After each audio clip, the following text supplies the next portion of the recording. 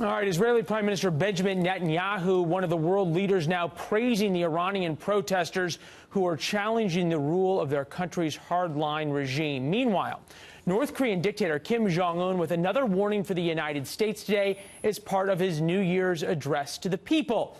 What a warm and lovely message he had, saying he always has a nuclear button on his desk, and once again claiming the rogue regime has missiles capable of striking anywhere in the United States. Former U.S. Ambassador to the UN John Bolton saying, well, we've heard this before. It's propaganda from Kim Jong-un. This is his regular New Year's speech, and obviously he has seen the conversation in the United States that looks at possible preemptive military force, not as the most attractive option, but as an option that we definitely have to use if they don't give up their nuclear weapons program. So we need a very careful calibration exactly what the North's capabilities are. Rich Edson back from the warmth of the winter White House and travels with the president back in D.C. With more. The president was asked last night, talked a little bit last night about North Korea. He did talk about it, responding, Leland, to what we heard from the New Year's Day address from Kim Jong-un, which was essentially threats against the United States, though an offer to calm the tension on the Korean Peninsula. In that address, North Korean dictator Kim Jong-un bragged about his regime's nuclear and ballistic missile development. He says, quote, "The entire United States is within range of our nuclear weapons. A nuclear button is always on my desk. This is not reality, not a threat. This year, we should focus on mass-producing nuclear warheads and ballistic missiles for operational deployment. These weapons will be used only if our society is threatened." Though the leader, who regularly launches ballistic missiles over Japan, says North and South Korea should calm the situation there. He says, quote, "When it comes to North-South relations, we should lower the military tensions on the Korean Peninsula to create a peaceful environment. Both the North and the South should make efforts."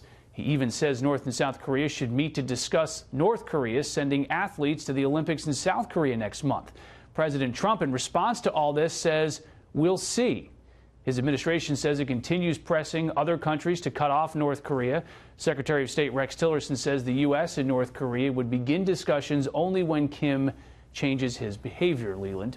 Yeah, some discussion that olive branch, the South, may be trying to sort of drive a wedge between the United States and South Korea.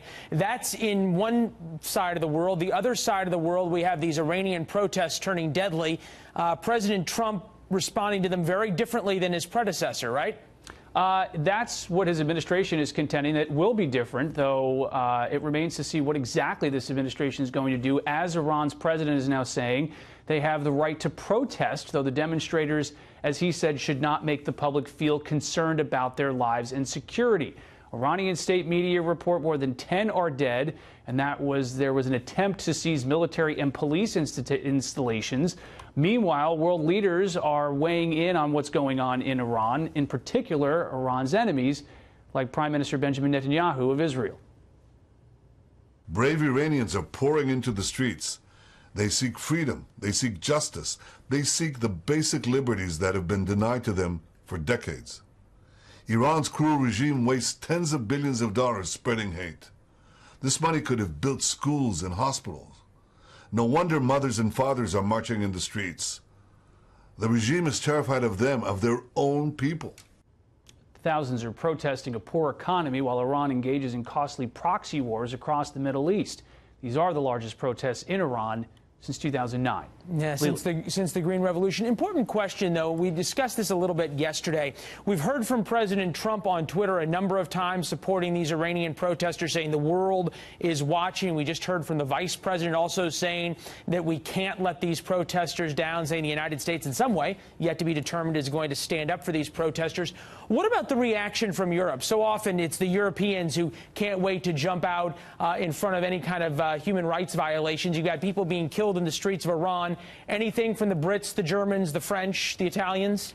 Well, the criticism that we've heard from so many in the United States about the Europeans is that they have increased their business with Iran as a result of the Iran nuclear deal, and they have been more hesitant to criticize the Iran regime as a result of that. As the United States moves forward and it says that it's now no longer certifying that Iran is complying with the Iran nuclear agreement, the Europeans have very much wanted the United States to stay in that Iran nuclear deal as part of the increased business that they've had there, though also the Europeans point out if the United States gets out of the Iran nuclear deal, the problem there is then they've gotten the upfront benefits, the Iranian regime.